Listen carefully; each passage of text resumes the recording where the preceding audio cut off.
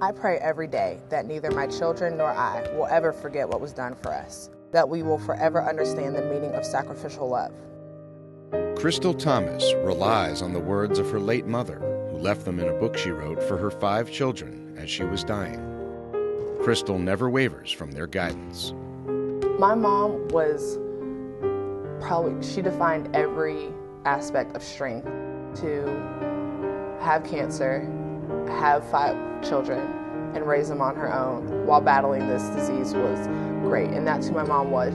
Krystal has leaned on her mother's advice since she can remember, mostly out of necessity. In 2001, her father, an Orlando area police captain, was sentenced to 7 years in prison, leaving Natalie Thomas to parent their 4 girls and 1 boy.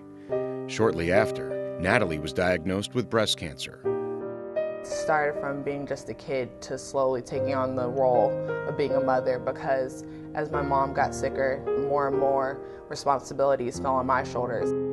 With me being away and being her mother battling cancer, it caused her to grow up real quick. Despite having to check homework and make sure dinner was on the table at home, Krystal excelled on the basketball court. As a junior in high school, she averaged 16 points per game, along with 11 rebounds, leading the First Academy to a 30-2 record and a Class 2A state title. I think it was just an inner strength. It was something that she got from her mom, and then it was just a survival instinct. You know, that she knew that this is what she had to do. The Thomas family also relied on the friendship of Don and Sherry DeLuzio, parents of Krystal's AAU teammate Alexa. That connection grew stronger as it became clear Natalie could not overcome her struggle with cancer. I just came out and said, I want you to know, Natalie, if anything should happen to you, we would love to take care of the kids. The hospice nurse came in and said, "It's time." And I was like, "What?" So we ran inside. I remember we sat there and just watched it happen. In early 2006, during Krystal's junior year, Natalie Thomas passed away at the age of 48. I said, I can do this. I'm not going to give up on these kids. We're going to pull it together. We're going to stay together. Staying true to their promise, the DeLuzios, who had 4 kids of their own, rearranged their house to accommodate the 5 Thomas children. I truly believe that they are earthly angels in human form, and for someone to take home 5 children, that's a lot. And expect nothing in return, that's more than being human.